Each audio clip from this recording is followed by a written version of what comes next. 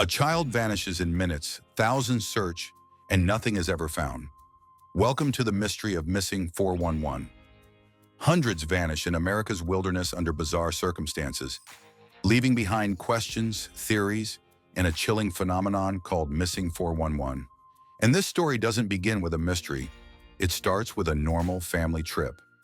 June 14th, 1969. The Martin family is camping in the Great Smoky Mountains National Park, one of the busiest parks in America. Crowded trails, other families nearby, nothing remote or dangerous on the surface. 6-year-old Dennis Martin is there with his father, William, his grandfather, Clyde, and his older brother Douglas. Another family they're friends with is hiking nearby. When Dennis hears them coming back toward the campsite, he gets an idea, a harmless prank. He runs a short distance down the trail and hides in the woods, planning to jump out and scare them. And this is where everything breaks. 5 minutes pass. The other family walks into camp. Dennis isn't with them. At first, nobody panics. Maybe he took a longer route. Maybe he's hiding longer than expected. But minutes turn into dread. William and Douglas start searching immediately, running the trail, shouting his name, pushing through the brush. They cover nearly 2 miles. Nothing. Just like that, Dennis Martin is gone. And here's where it gets even stranger. By the end of the day, park rangers are involved. Then the search explodes. Green Berets, National Guard, Boy Scouts. Over 1,400 volunteers are scouring a 50-mile area, one of the largest search efforts in U.S. history at the time. Yet somehow, no trace of a 6-year-old boy. Not a shoe, not clothing, not a body. One clue almost mattered. Searchers found footprints matching Dennis's shoe size. Same tread pattern. But the tracks showed something unsettling. One shoe print, one barefoot. That suggests distress, injury, panic. But officials assumed the prints belonged to a searcher and moved on. Then nature erased everything. A rainstorm hit that very night, washing away potential evidence. Any remaining footprints? Gone. Years later, another twist surfaced. A man illegally hunting ginseng claimed he'd found a child-sized skeleton in the area, but he waited until 1985 to report it, fearing prosecution. When authorities searched, the remains were gone. Here's the brutal irony. The massive search itself may have ruined the case. Hundreds of untrained volunteers trampled evidence without realizing it. The Park Service later changed its search protocols because of Dennis Martin. But for Dennis, it was already too late. What do you think happened in those 5 minutes? And just when you think Dennis Martin's case is a tragic one-off, a pattern starts to emerge. The term missing 411 was coined by former police detective turned author David Paulides.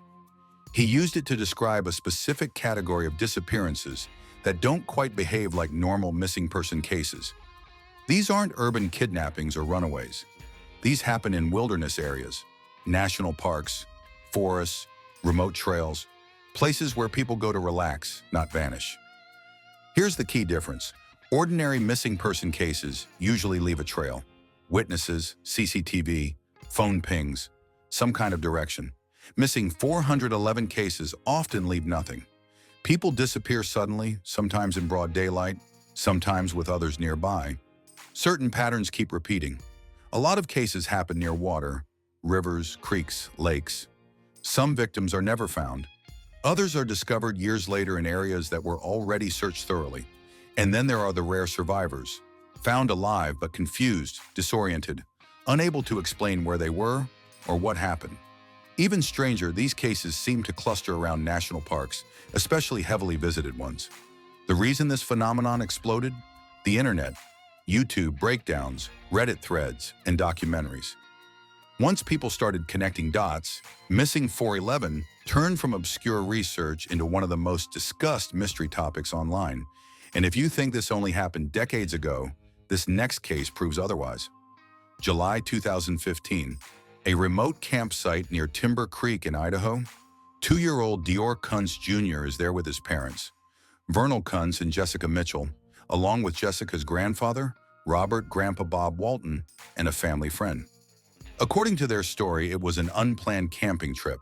After setting up camp, most of the group decided to walk down a short path toward a nearby creek. Grandpa Bob stayed behind. He was older, on oxygen, and not feeling well. Dior initially walked with his parents, then turned back. Jessica sent him up the path alone toward Grandpa Bob, shouting ahead to let him know Dior was coming. And then, nothing. This is where the timeline falls apart. Some accounts say Dior was out of sight for 5 minutes. Others say closer to 20. When Jessica returned, Grandpa Bob said Dior never came back. No screams, no crying, no movement in the brush. Investigators later learned Dior's boots were too large for him, barely fitting. That matters. A toddler in oversized boots can't run far. And if something carried him, those boots should have fallen off. They never found a body, no clothing, no footprints.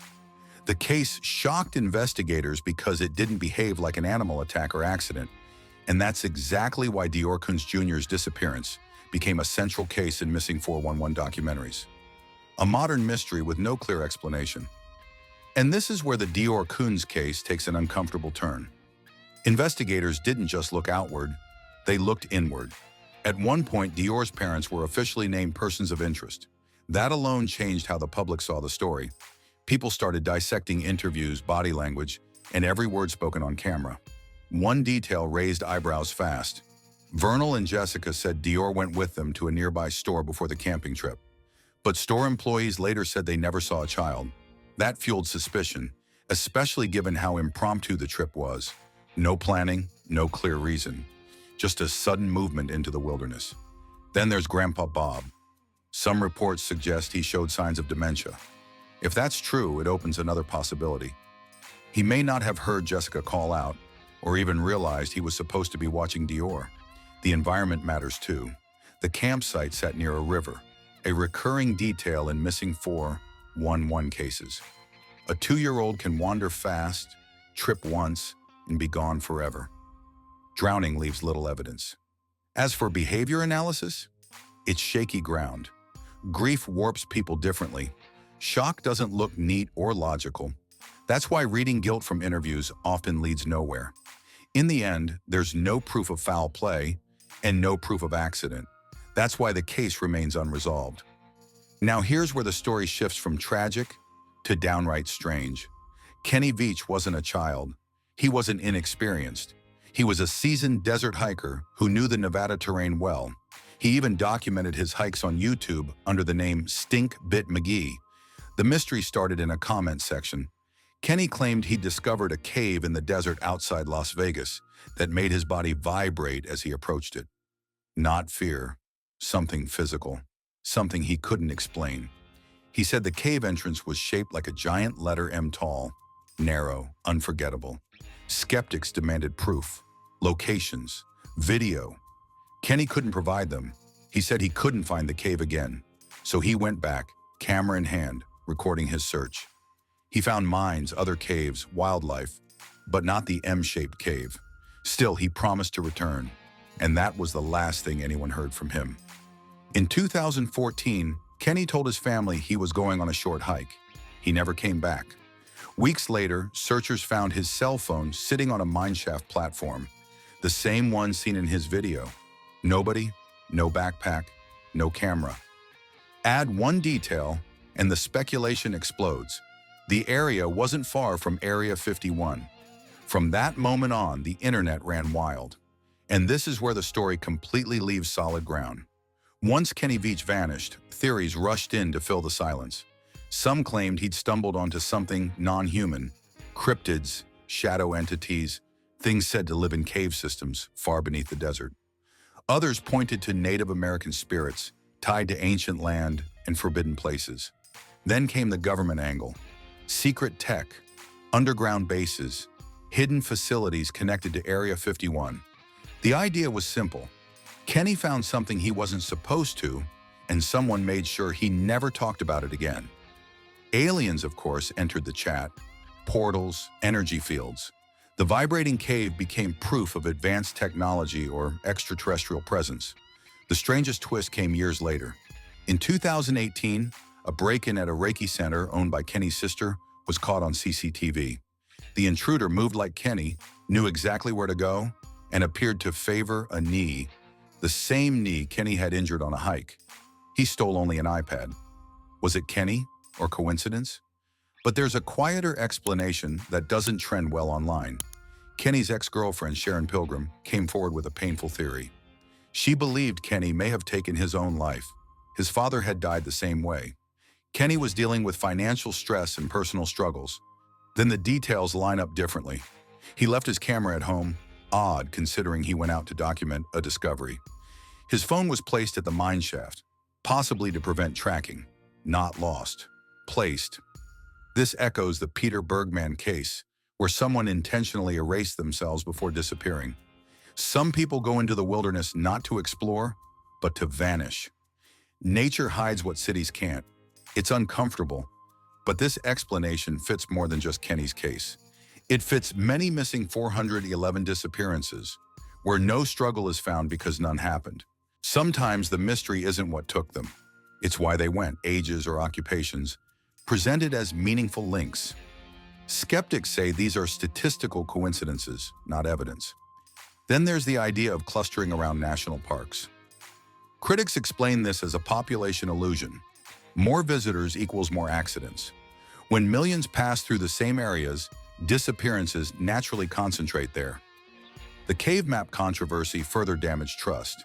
Paulides suggested cave systems connected disappearances across regions, but geologists pointed out that many of these caves aren't connected at all. At its core, skeptics argue that missing 411 reveals less about hidden forces and more about human psychology. People are wired to seek patterns, especially when faced with fear and randomness. When answers feel unsatisfying, mystery becomes more comforting than uncertainty. There's a brutal phrase used in survival circles, re-entering the food chain. It sounds harsh, but it explains why so many missing 411 cases leave so little behind. Nature doesn't preserve evidence, it destroys it. Weather, animals, and time erase clues faster than most people realize. National parks are filled with hidden dangers. Rivers that look calm can sweep a person away in seconds. Ravines and sinkholes are often concealed by brush. Caves and abandoned mine shafts create vertical traps where bodies are never recovered. One wrong step, one moment of distraction, and someone is gone. Many victims are amateur hikers who overestimate their abilities. Trails aren't roads. They shift, erode, and vanish. A wrong turn can push someone into terrain that becomes deadly within minutes.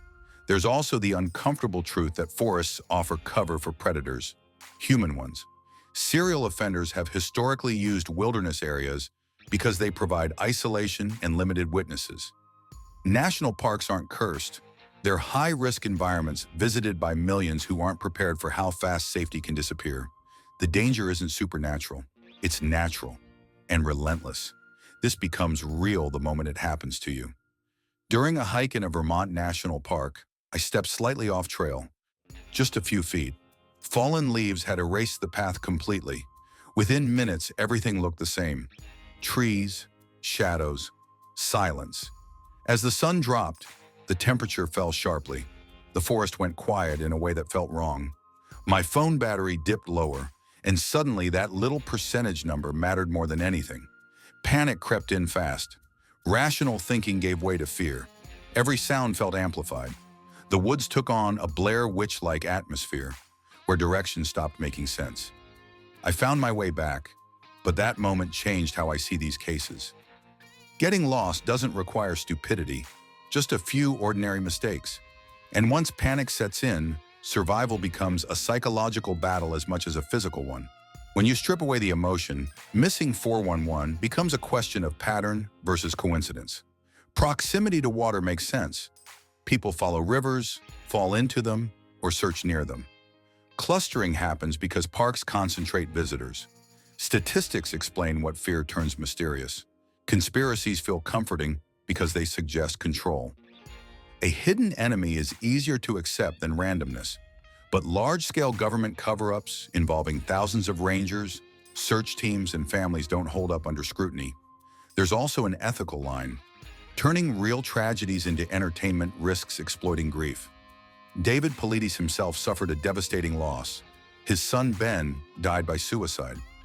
Grief changes perception. It deepens the need for meaning where none may exist. Missing 411 isn't evidence of monsters or portals.